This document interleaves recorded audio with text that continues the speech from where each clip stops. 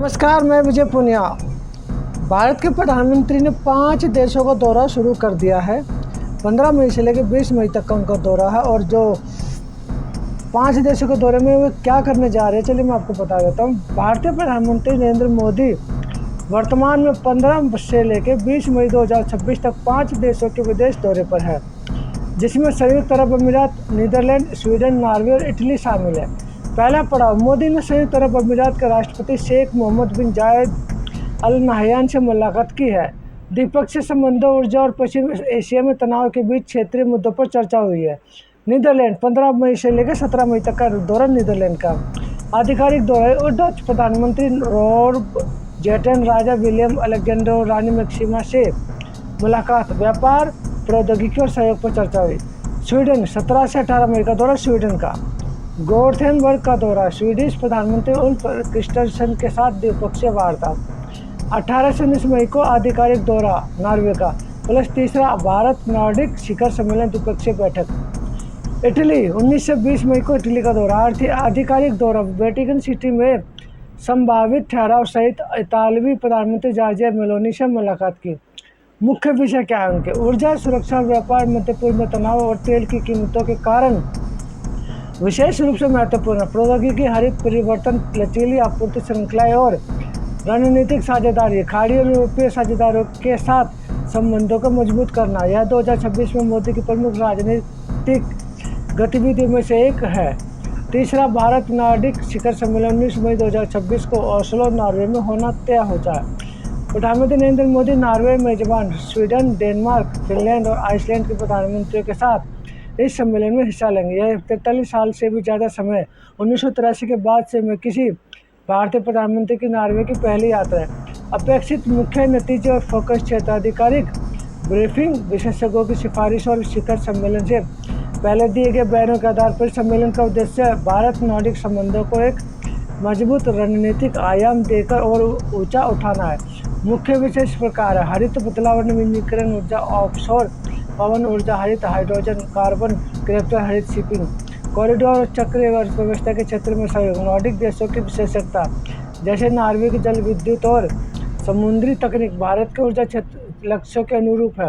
व्यापार, निवेश और अर्थव्यवस्था, भारत नॉर्डिक व्यापार 2024 में लगभग $19 बिलियन था और भारत EFTA TEPA 2025 से प्रभावी है तो आगे बढ़ाना। इसका लक्ष्य महत्वपूर्ण निवेश आकर्षित करना, जिसमें नॉर्वे के सॉवरेन वेल्थ फंड से होने वाला निवेश भी शामिल है। मेक इन इंडिया पर जोर, पेंशन स्थानांतरित पूंजी को आकर्षित करना और लचीली आपूर्ति श्रृंखलाएं बनाना।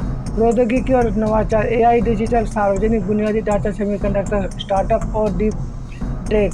आर्कटिक सहयोग, एक समर्पित भारत नॉर्डिक आर्कटिक तंत्र की स्थापना करना। आर्कटिक क्षेत्र में सतत जुड़ाव, अनुसंधान, शिपिंग और शासन प्रशासन पर विशेष ध्यान देना।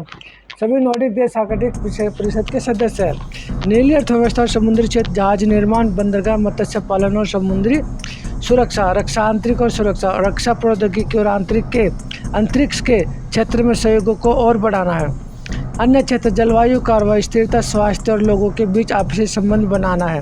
व्यापक संदर्भ, यह शिखर सम्मेलन भारत, EU, FTA और भू राजनीतिक आपूर्तिक श्रृंखलाओं तथा जलवायु प्राथमिकताओं में हो रहे वैश्विक बदलाव की पृष्ठभूमि में आयोजित हो रहा है। उम्मीद है कि इसमें एक संयुक्त घोषणा पत्र जारी किया जाएगा, जिसके साथ संबंधित क्षेत्र विशेष से जुड़े परिशिष्ट या MOU भी शामिल होंगे। भारत EFTA व्यापार और आर्थिक साझेदारी समझौता, TEP भारत और यूरोपीय मुक्त व्यापार संघ देशों स्विट्जरलैंड, नॉर्वे, आइसलैंड और लिechtenstein के बीच एक मुक्त व्यापार समझौता है। मुख्य तथ्य, हस्ताक्षर 10 मार्च 2024 को नई दिल्ली में हुए थे। लागू होने की तिथि 1 अक्टूबर 2025 को लागू होता। मई 2026 से पूरी तरह से चालू हो जाएगा। 4 विकसित यूरोपीय देशों के साथ भारत का पहला FTA है और इसमें एक अभिनव बाध्यकारी निवेश प्रतिबद्धता शामिल है। मुख्य उद्देश्य, वस्तुओं पर टैरिफ शुल्क को कम करना, हटाना, सेवा में व्यापार को उदार बनाना, निवेश, तकनीकी सहयोग और सतत विकास को बढ़ावा देना। एक संतुलित साझेदारी बनाना जो भारत के निर्माण और निर्यात क्षेत्र लक्ष्यों का समर्थन करे। साथ ही FTA को भारत के विशाल बाजार तक पहुंच प्रदान करे। टैरिफ रियायतें, वस्तुओं का व्यापार। EFTA की ओर से भारत को प्रस्ताव 92.2% टैरिफ लाइनों पर रियायतें जो EFTA को भारत के 99.6% निर्यात को कवर करती है। इसमें गैर कृषि उत्पादों के लिए पूर्ण कवरेज और प्रसंस्कृत कृषि वस्तुओं पर रियायतें शामिल है। फार्मास्यूटिकल, वस्त्र, रसायन, मशीनरी और कुछ अन्य कृषि उत्पादों जैसे भारतीय निर्यात को इससे काफ़ी लाभ होता है। बासमती और गैर बासमती चावल को शुल्क मुक्त पहुंच मिलती है। भारत की ओर से EFTA को प्रस्ताव 82.7% टैरिफ लाइनों पर रियायतें जो EFTA के 95.3% निर्यात को कवर करती है। इसमें मशीनरी, फार्मास्यूटिकल, स्टीक उपकरण, घड़ियाँ, चॉकलेट और अन्य उच्च मूल्य वाली वस्तुओं को लाभ होता है। डेयरी और कुछ कृषि उत्पादों जैसे संवेदनशील क्षेत्रों को सुरक्षा प्रदान भी की गई है। उल्लेखनीय अपवाद सोने EFTA का एक प्रमुख निर्यात पर भारत के शुल्क काफ़ी हद तक अपरिवर्तित रहेंगे। इस समझौते में सरल सीमा शुल्क प्रक्रिया, मूल के नियम, rules of origin, SPS, TBT उपाय और पेशेवर योग्यताओं की आपसी मान्यता भी शामिल है। निवेश अध्याय EFTA देशों ने 15 वर्षों में भारत में $100 बिलियन के FDI प्रत्यक्ष विदेशी निवेश को बढ़ावा देने और सुगम बनाने की प्रतिबद्धता जताई है। पहले 10 वर्षों में $50 बिलियन प्लस अगले 5 वर्षों में $50 बिलियन, इससे 1 मिलियन प्रत्यक्ष रोजगार सृजित होने की उम्मीद है। यह किसी भी भारतीय FTA में अपनी तरह की पहली बाध्यकारी निवेश प्रतिज्ञा है जिसमें समीक्षा तंत्र के साथ लक्ष्य रखने वाली भाषा का प्रयोग किया गया। समीक्षा 5, 10 और 15 वर्षों पर होगी। यदि प्रतिबद्धताएं पूरी नहीं होती है तो भारत परामर्श मांग सकता है। फोकस क्षेत्र, विनिर्माण, नवीनीकरण ऊर्जा, प्रौद्योगिकी, फार्मास्यूटिकल और कौशल विकास। इसमें पोर्टफोलियो निवेश शामिल नहीं है और यह दीर्घकालिक रोजगार सृजित करने वाले FDI पर जोर देता है। 2026 के मध्य तक शुरुआती कार्यान्वयन से निवेश में बढ़ती रुचि दिखाई देती है। उदाहरण के लिए नवीनीकरण ऊर्जा, जीवन विज्ञान और मत्स्य पालन में। हालांकि पूर्ण प्राप्ति एक दीर्घकालिक लक्ष्य है। सेवाएं और अन्य क्षेत्र, भारत ने 105 उप क्षेत्रों में प्रतिबद्धताएं पेश की। EFTA देशों ने व्यापक पहुंच की पेशकश की। उदाहरण के लिए स्विट्जरलैंड ने 128 उप क्षेत्रों में डिजिटल सेवाओं, वाणिज्य उपस्थिति और पेशेवरों की अस्थायी आवाजाही के लिए उन्नत प्रावधान किए गए हैं। बौद्धिक संपदा, प्रतिस्पर्धा, सरकारी खरीद, आधुनिक उद्याय शामिल किए गए। सतत विकास, पर्यावरण, श्रम मानकों और CSR पर कानूनी रूप से बाध्यकारी प्रतिबद्धता है। ऐसे समझौते में भारत के लिए पहली बार अन्य आर्कटिक नॉर्डिक EFTA सदस्यों के लिए प्रासंगिक ब्लू इकोनॉमी और नवाचार में सहयोग है। आर्थिक संदर्भ और प्रभाव, TEPA से पहले द्विपक्षीय व्यापार लगभग $1925 बिलियन था जो काफ़ी हद तक EFTA के निर्यात, विशेष रूप से सोने की ओर झुका हुआ था। यह भारत की चाइना +1 रणनीति, आत्मनिर्भर भारत और उच्च गुणवत्ता वाले FDI तथा प्रौद्योगिकी को आकर्षित करने के प्रयासों के अनुरूप है। आधिकारिक संसाधन, पूर्ण पाठ और तथ्य पत्र EFTA की वेबसाइट और भारत के वाणिज्य मंत्रालय पर उपलब्ध है। एक भारत EFTA देश निवेश को सुगम बनाता है। इस समझौते को इसके लिए निवेश जुड़ाव और संतुलित दृष्टिकोण के कारण भविष्य के भारतीय FTA के लिए एक मॉडल के रूप में देखा जाता है। शुरुआती परिणाम सकारात्मक है, लेकिन पूरे $100 बिलियन के निवेश और व्यापारिक लाभ आने वाले वर्षों में सामने आएंगे। अभी बड़े पैमाने पर निवेश आने में थोड़ा समय लगेगा। अभी सिर्फ 7 महीने ही हुए। भारत में EFTA का अब तक का कुल FDI 2000 से लेकर 2024-25 की शुरुआत तक लगभग $11 बिलियन रहा, जिसमें स्विट्जरलैंड का हिस्सा सबसे ज़्यादा। सालाना औसत मामूली रहा, सैकड़ों मिलियन डॉलर, जिसमें कभी कभी तेज़ी देखने को मिलती है। आने वाले समय में सालाना $5 से लेकर 10 बिलियन का लक्ष्य हासिल करना एक बड़ी उपलब्धि होगी। इस मॉडल की खूबियाँ ट्रेड में दी जाने वाली रियायतों को निवेश और रोजगार के नतीजों से जोड़ता है, जो भारत के भविष्य के FTA के लिए एक मिसाल बन सकता है। यह आत्मनिर्भर भारत और चाइना प्लस की सोच के मुताबिक अच्छी क्वालिटी वाले FDI, technology transfer, manufacturing, green transition पर जोर देता है। यह भारी भरकम ISDS और भी टेंशन के बजाय काम को आसान बनाने डेस्क सब कमेटी पर ज़्यादा ध्यान देता है, जिससे भारत के लिए रेगुलेटरी जोखिम कम होता है और निवेशकों का भरोसा बढ़ता है। कुछ जानकारों का माने कि अब तक के निवेश के आंकड़ों और तय किए गए लक्ष्यों के बीच काफ़ी फासला है। इसकी सफलता काफ़ी हद तक प्राइवेट सेक्टर के फैसलों और दुनिया भर की आर्थिक स्थिति और भारत में ईज ऑफ डूइंग बिजनेस कारोबार करने में आसानी में होने वाले सुधारों पर निर्भर करती है। नॉन टैरिफ रुकावटें, रेगुलेटरी मुद्दे और कस्टम इस्तेमाल से जुड़ी चुनौती पर अभी भी चर्चा चल रही है। जैसे मई 2026 में वाणिज्य सचिव का स्विट्जरलैंड दौरा, समझौते में इस्तेमाल की गई पूरी कोशिश करेंगे। जैसी भाषा की वजह से नियमों का पालन न होने पर उसे साबित करना मुश्किल हो जाता है। किसी भी तरह का बदलाव या संतुलन बनाने में 15 साल से ज़्यादा का समय लग सकता है।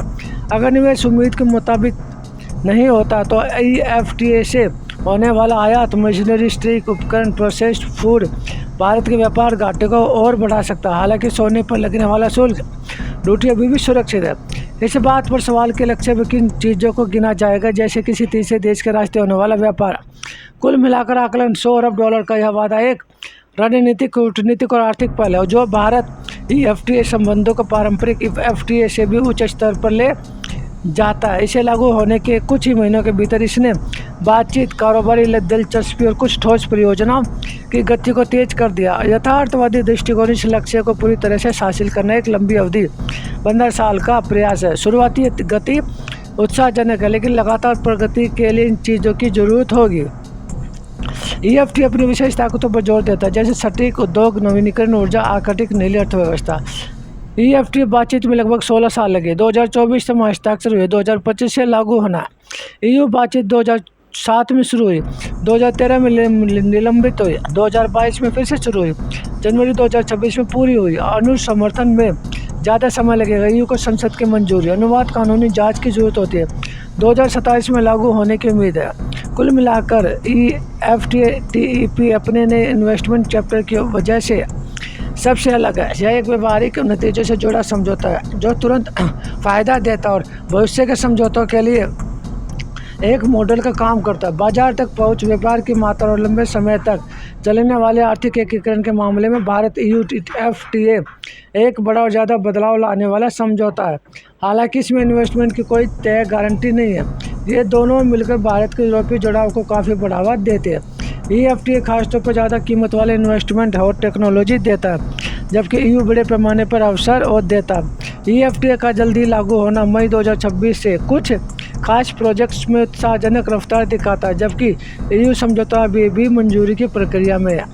वर्तमान नतीजा मई 2026 अभी भी कानूनी जांच, पड़ताल, अनुवाद और अनुमोदन के चरण में है। अभी तक लागू नहीं हुआ। EU संसद की मंजूरी और भारत द्वारा अनुमोदन के बाद 2027 में लागू होने की उम्मीद है। कुल मिलाकर एक बड़ी कूटनीतिक और रणनीतिक सफलता, लेकिन आर्थिक लाभ और अभी लागू होने के बाद ही मिलेंगे। 2025-26 के अन्य उल्लेखनीय व्यापार समझौते। भारत अमेरिका अंतरिम व्यापार समझौता, फरवरी 2026। शुल्क में महत्वपूर्ण कटौती, भारतीय वस्तुओं पर अमेरिकी शुल्क में भारी कमी, भारत द्वारा औद्योगिक और कृषि बाजारों को खोला जाना। भारत न्यूजीलैंड FTA 27 अप्रैल 2026 को हस्ताक्षरित करना। भारत ने कई समझौतों को पूरा किया या उन्हें आगे बढ़ाया है, जो बाजार पहुंच की दिशा में एक आक्रामक बदलाव का संकेत है। PM मोदी की मई 2026 की यूरोप यात्रा भारत नॉर्डिक शिखर सम्मेलन के संदर्भ में चल रही यात्रा, जिसमें 19 मई को ओस्लो में तीसरा भारत नॉर्डिक शिखर सम्मेलन भी है शामिल है। EFTA TEP और नए EU FTA फ्रेमवर्क का भरपूर लाभ उठा रही है। मुख्य क्षेत्रों में शामिल है निवेश और हरित तकनीकी सहयोग को तेज करना, आर्कटिक ब्लू इकोनॉमी और आपूर्ति श्रृंखला की मजबूरी है। मोदी ने असल में क्या कहा? मई 2026 में अपने यूरोप दौरे के दौरान नीदरलैंड के हैग में भारतीय समुदाय को संबोधित करते हुए 16-17 मई 2026 में PM मोदी ने मौजूदा दौर को आपदाओं का दशक बताया, जिसकी वजह पहले कोरोना है, फिर युद्ध शुरू हो गया और अब ऊर्जा संकट है। यह दशक दुनिया के लिए आपदाओं का दशक बनता जा रहा है। अगर इन स्थितियों को तेज़ी से नहीं बदला गया तो पिछले कई दशकों की उपलब्धियां बह जाएगी और दुनिया की आबादी का एक बहुत बड़ा हिस्सा गरीबी में डूब जाएगा।